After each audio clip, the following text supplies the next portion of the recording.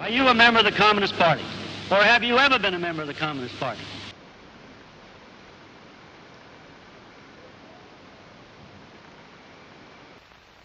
The growing menace of communism arouses the House of Representatives Un-American Activities Committee.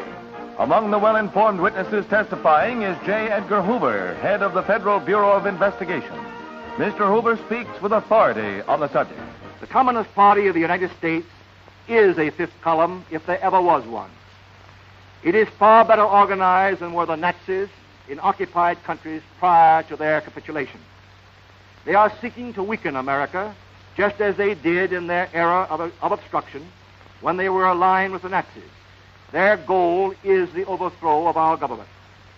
There is no doubt as to where a real communist loyalty rests. Their allegiance is to Russia, not the United States. Communism in reality is not a political party. It is a way of life, an evil and malignant way of life. It reveals a condition akin to disease that spreads like an epidemic. And like an epidemic, a quarantine is necessary to keep it from infecting this nation. In recognizing a communist, physical appearance counts for nothing. If he openly declares himself to be a communist, we take his word for it. If a person consistently reads and advocates the views expressed in a communist publication, he may be a communist. If a person supports organizations which reflect communist teachings, or organizations labeled communist by the Department of Justice, she may be a communist. If a person defends the activities of communist nations while consistently attacking the domestic and foreign policy of the United States, she may be a communist. If a person does all these things over a period of time, he must be a communist. But there are other communists who don't show their real faces, who work more silently. This is the Kremlin, citadel of Russian communism. Looking at Russia, we might see it as a country to be studied, as we study other nations of the world. Yet we know that Russia today is regarded as a grave threat to our nation, to our freedom, to the peace of the world. Why so? What makes it a threat? Looking closer, we see a clue. Public display of giant portraits of communist leaders. These leaders, by their actions, have caused the world to stand guard. Here, in Russia, you see the reason why so many nations are building up their defenses. Here, in Russia, you see the reason why we are spending billions of dollars in defense production, why your family is paying the highest taxes in our history. The leaders of Russia tell us their only concern is the defense of their own nation. Is this so? Or are they ambitious for world conquest? Today, 5/6 of Europe and Asia are under the iron heel of communism. This imperialistic tyranny is advancing with a speed and power unprecedented in the previous history of aggression. By 1950, it had subjugated 800 million people.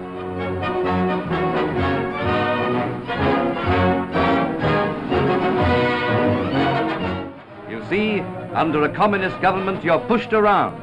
And if you don't like it, that's just too bad, because you can't change the government.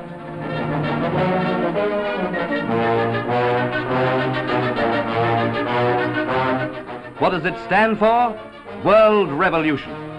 Quoting Lenin, the father of communism, victory will not be won in Europe or Asia, but won on a worldwide scale. To achieve this victory, gutters will run red with blood. Attention, attention. This is an official civil defense warning. This is not a test. The United States is under nuclear attack. Take cover immediately in your area fallout shelter. Repeat, the United States is... The atom bomb explodes again in the headlines of the world. President Truman announces an atomic explosion detected somewhere in Russia, 3 years ahead of the schedule expected by the West. if there were no communists in our government? Why did we delay for 18 months, delay our research on the hydrogen bomb, even though our intelligence agencies were reporting day after day that the Russians were feverishly pushing their development of the H-bomb? And may I say to America tonight that our nation may well die. Our nation may well die because of that 18 months deliberate delay. And I ask you, who caused it? Was it loyal Americans or was it traitors in our government?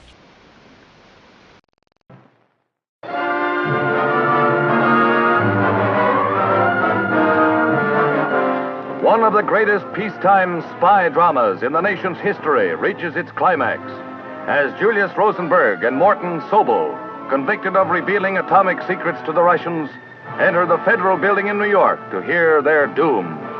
Another of the spy ring, Mrs. Ethel Rosenberg, who with her husband was convicted of actually transmitting the secrets to Russia through Soviet diplomatic channels. In conclusion, may I say that under the shadow of the most horrible and destructive weapons that man has ever devised, we fight to save our country, our homes, our churches, our children. To this cause, ladies and gentlemen, I have dedicated and will continue to dedicate all that I have and all that I am.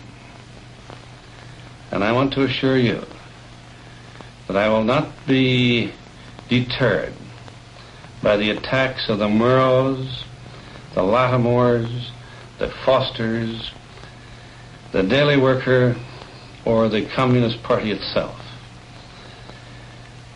Now, I make no claim to leadership. In complete humility, I do ask you and every American who loves this country to join with me.